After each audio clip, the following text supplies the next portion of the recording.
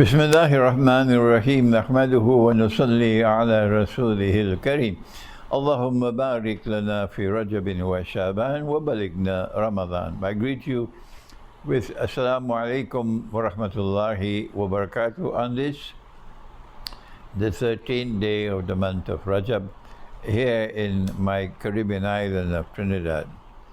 And I want to turn once again to that verse in Surah Al-Hujurat, in which Allah subhanahu wa ta'ala gives a warning.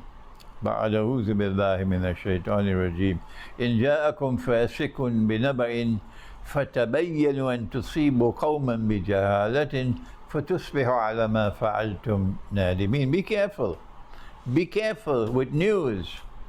Be careful. Make sure that you get a trustworthy source of news.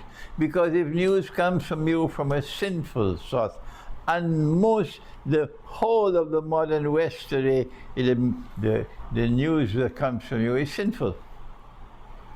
Sinful. It is bogus. It's fake news. Even an American president declared of CNN, fake news CNN. And so you have to be careful to seek information and news from trustworthy sources. And one of these was my dear friend Andre, who goes by the pen name The Seeker, the vineyard of The Seeker. And I got the news that made me so sad that he now has to suspend or close down his website, the vineyard of The Seeker.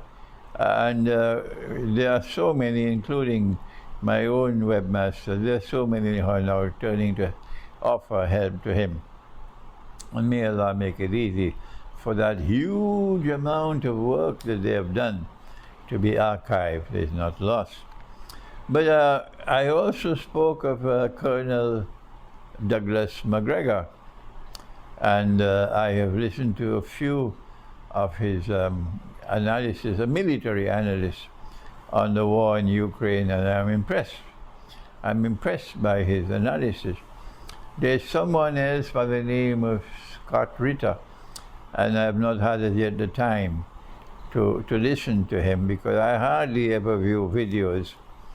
But I want to advise you, or warn you, be careful where you go to look for news and information, because if it is from a sinful source and you accept it, you might tomorrow regret having blamed someone who is innocent. فَتُصْبِحُ عَلَى مَا فَعَلْتُمْ نَادِمِينَ.